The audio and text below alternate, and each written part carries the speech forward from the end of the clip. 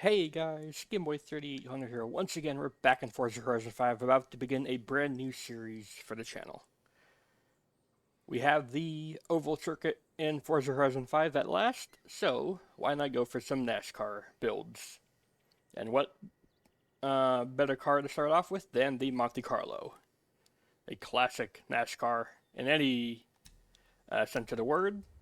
But here's what we're going to be doing. We are building to D-Class. Why D-Class? Well, I have never done a D-Class series before, and if we go ahead and take a look, even if we wanted to go up to, say, C-Class, we would start to be getting to very high power numbers, and that's a very small oval. So if we build this up to C-Class, for example, with a lot of horsepower, with its stock engine, then we'd have like 500 horsepower and not be able to control it. So that is why I chose D-Class, to really try to limit the power and to make the cars somewhat controllable. I did try it in C-Class and was able to get some cars to have a 20-second time, but a lot of them just spun out, or it wasn't a very interesting series, so after a couple episodes pre-recorded, I was like, you know what, this probably won't cut it. So I decided to scrap that series. Okay, building the C-Class, 400 horsepower, 3,000 pounds. That'd probably be somewhat of a disaster, so we are going to build to D-Class. And here's how I'm going to be tuning almost all the cars. A little bit higher front tire pressure than the rear so that the rear can help come around. If I can put in a different gearbox, I will, so that I can adjust the gear ratio so that we have a top speed around 130, so that we're around the top of the rev range. I'm going to have pretty high camber since we're on a very banked surface. I'm going to have light anti-roll bars up front and heavy in the rear, so that the front end can turn in as good as I need. Springs, I'm going to try to have the front suspension be 100 inch-pounds, higher than the rear to help the front end bite. I'm going to have the ride height lowered all the way, no matter what suspension we're on. Going to have damping pretty much in the middle for the rebound, and a little bit less than the middle for bump stiffness. Aero, if I have aero on the cars, because in D-Class putting on aero reduces PI, so I will do that for a lot of the cars. We're going to have front downforce all the way up and rear downforce all the way down, so that the front end can bite in and the rear end can maybe come around and help turn. A lot of the cars will be running stock brakes since we will be barely on the brakes. And the differential will be around middle for acceleration and deceleration. Alright, let's hop on over to the oval.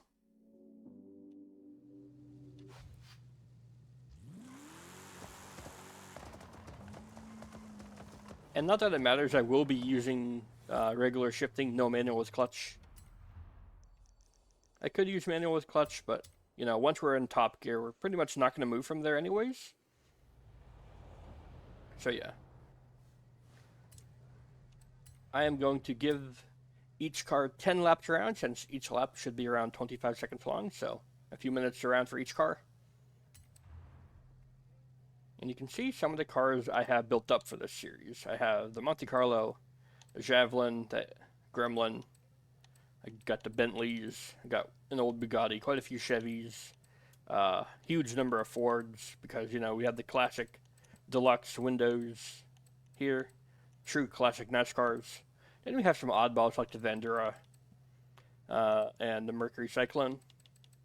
And then, of course, we have the actually silly Oldsmobile. I'm not sure which one of these I'm going to be using. They're both equally stupid. They have insane amounts of horsepower. That one has a V10 swap. Got some Pontiacs ready to go as well. And I could probably try my rival's Renault Export. And then we also have some other oddballs like the Toyota and the Baja. Everything here is ready to go. And we are going to start off with our Montecarlo. 400 foot-pounds of torque, 315 horsepower. Not very high power, but that's the goal of the series. We don't want everything to just spin out under...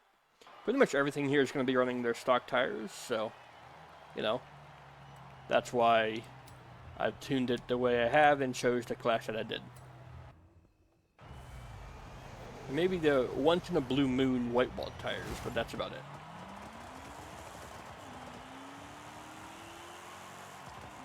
We can rev to over 6 grand in this.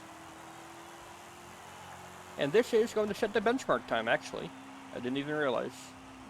But yep, once we're in 4th gear, we're just pretty much going to stay there.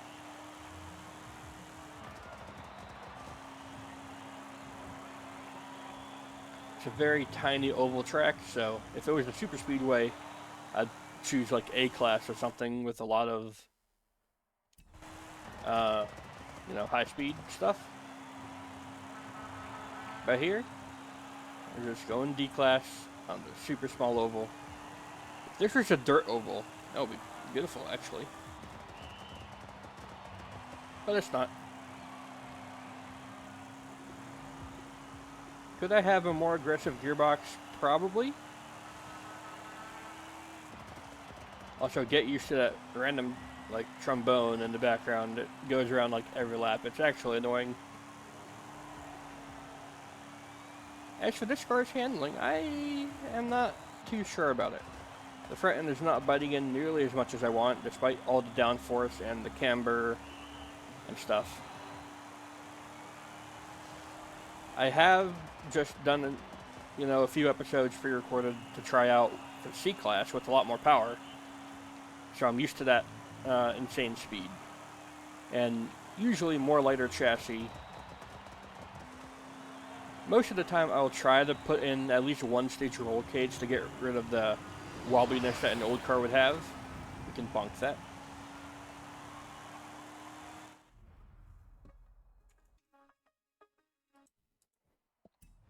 We're back. I was interrupted mid-corner, of course. Monte Carlo. Maybe I could have gone for no downforce on this car, because I'm really not noticing the front wing doing much. Now I'll try to keep on the bank corner. I won't cut the apron massively.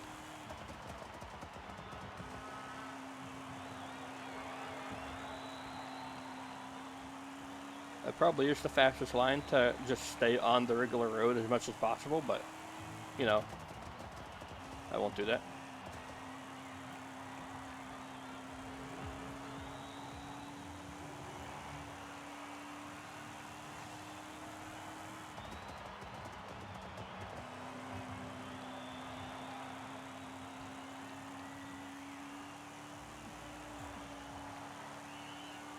What's the best line for this course?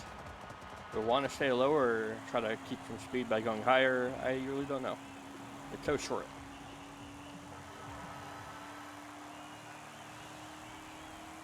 That's my best lap so far. 24.5 basically.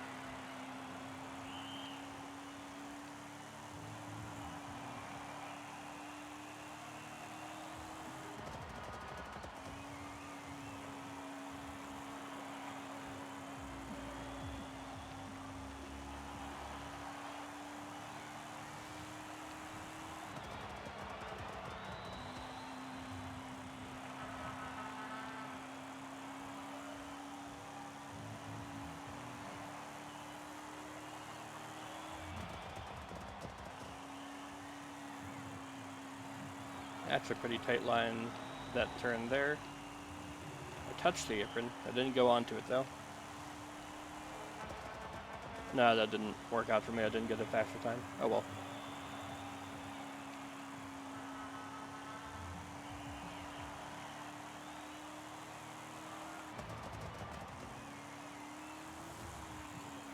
Yeah. That's what happens if you hit the apron. It'll send you really wide, possibly even spin if you're on the power too much. So, 24.49 is the time to beat set by the Monte Carlo.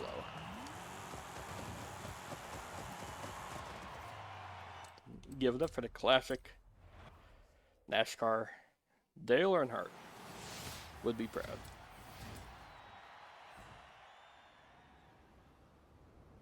Alright, so we're going to hop right back into it. Each episode we're going to do a few cars. This first episode is going to be only 2 cars because I showed you how I tuned the cars before actually starting the event. And, excuse me, game. Why did they put me over here? Game is flawless.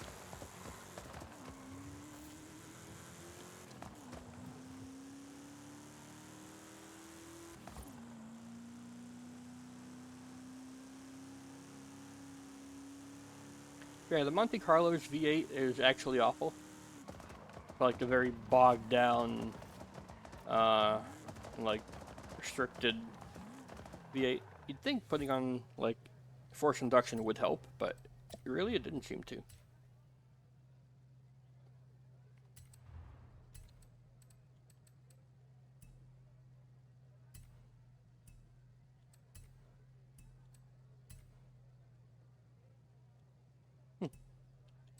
Alright, I'm sure I could sort by like when I bought the car, because I just bought like rebought a bunch of the cars. What's another classic NASCAR? Could go for the Impala. That's a classic one. The Impala is actually weird. I had to downgrade it from C-Class with the rear wing upgrade. Do I go for an oddball, or do I go for another muscle car? There we go. We can go for the Pontiac, the GTO, 420 horsepower, almost 500 foot-pounds of torque, 6.3 liter V8. I think it's naturally aspirated. So the Montecarlo is twin turbo with anti-lag. This should be naturally aspirated. And I had to do quite a bit to get this thing to work for the class. I did give it suspension parts, so I was able to tune the camber, but the gear ratios, I couldn't do that. It's a strict gearbox, not a sport gearbox. It is on rally suspension, most of the cars will be, in order to get adjustable suspension but safe PI. And because the rear tires are not as wide as we'll see for most of the series, I have actually gone ahead and made the differential even more in the middle than before. Let's begin.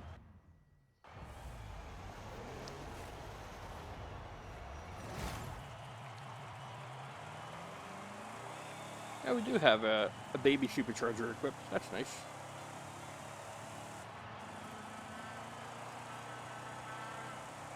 Alright, so. Oh dear. Yeah, the GTO is a classic NASCAR as well. I didn't have any thought to actually equip some NASCAR paint. That is my bad. But yeah, this car has a lot more power than that Montecarlo. You'd think it'd be heavier, but maybe it's not. Also, I did not choose myself as the time, but the time to beat is identical to what I said before, so we should be okay.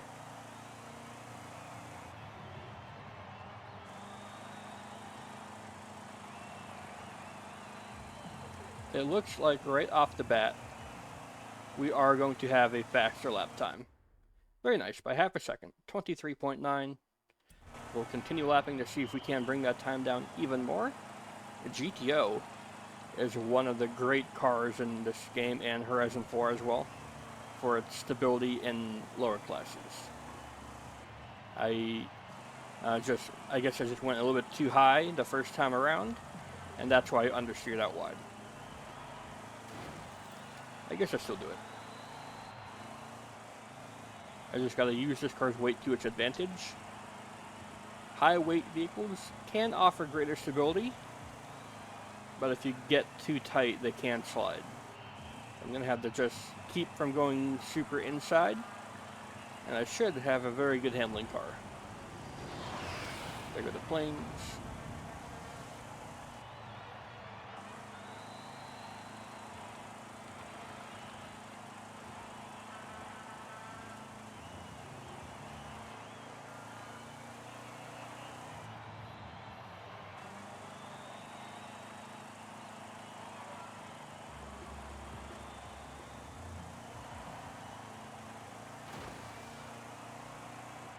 I bumped the wall at the last second. I think that actually took away my best lap time. I'll try a high line here. Can I actually catch that Corvette we're trying to race here? Not exactly. I can, but not on the streets. It's got to be through the corners. Dang.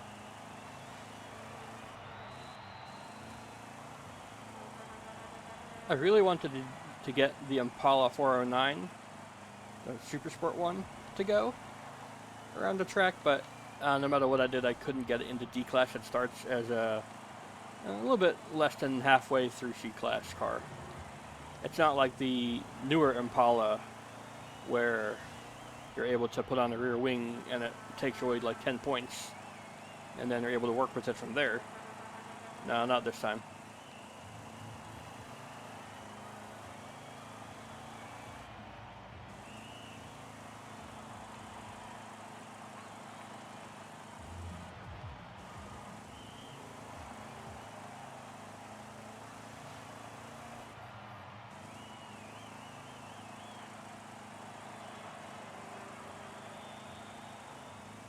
Likewise, another classic car. I don't think I'll be able to get any of the Dodge Challengers or Chargers into the mix as well, because they start pretty much middle of C-Class, and especially with the Daytona, with the rear wing already equipped, there's nothing I can do to reduce PI. This is our last lap with the GTO. I kind of just sent it into that first corner, and now I've gone wide, so I've lost this lap. You can make one mistake, but because it's such a tiny lap, your time will be gone, so you'll just have to wait for next time around. But the GTO has given us a mighty good time. It's half a second faster than the Montecarlo. Give it up for the Pontiac. And that's it for this first episode. If you all enjoyed, you can leave a like, favorite, comment, share, and of course don't forget to subscribe as well. Goodbye, everybody.